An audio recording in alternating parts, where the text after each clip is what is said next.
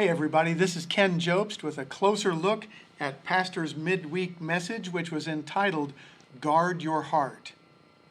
This message is a part of Pastor's midweek series that is entitled, How to Win When You Don't Fit In, Lessons from the Wizard of Oz. So today, the message that we're going to take a look at is based on a scripture from Proverbs chapter 4, verse 23, which says this, above all else, guard your heart, for it is the wellspring of life. Guard your heart. Now, as Pastor mentioned in the series with respect to this particular message, when we take a look at the Wizard of Oz, so far we see that basically all of the characters in one way or another are stuck, right? Dorothy is stuck in Oz. The Scarecrow is stuck in the cornfield. And today we're going to be taking a look at the Tin Man. And the Tin Man also was stuck. He was stuck in the woods, right? He was stuck and he was posed in a position where he had the axe in one hand and he's trying to get Dorothy to get the oil can. And so they take the oil can and it loosens him up and okay, all that. But he got stuck, right? And Pastor showed us a scripture in the Gospel of John.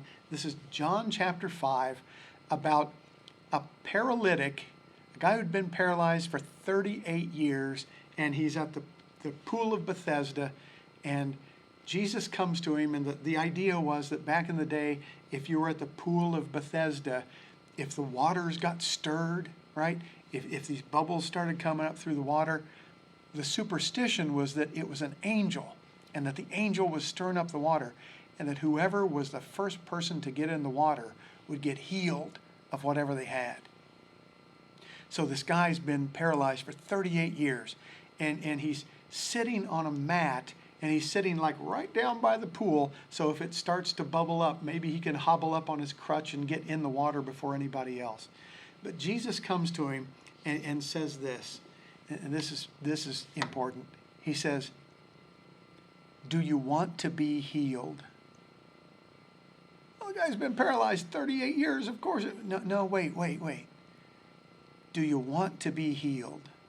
Do you want to get unstuck?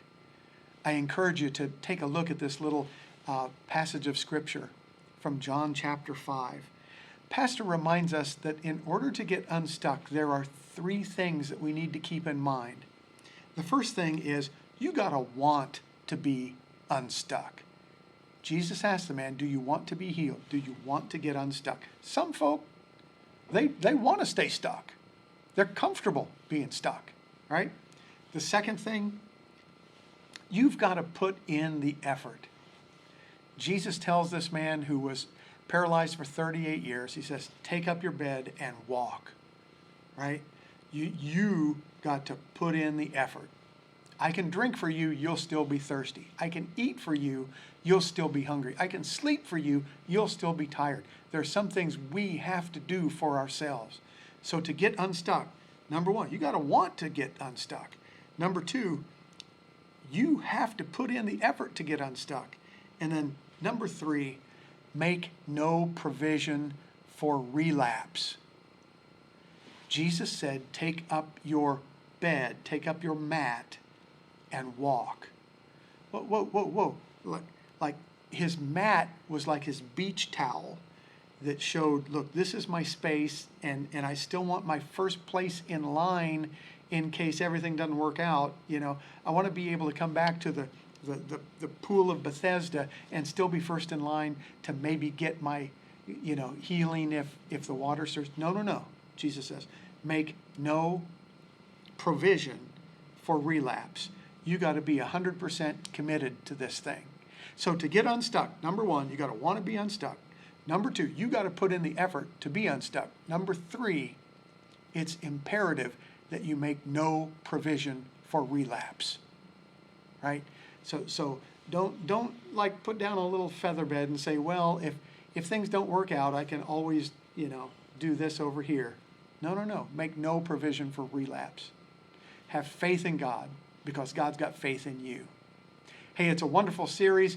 Hope that you are all doing well. Stay healthy, stay well, and God bless you. This is Ken Jobst with a closer look.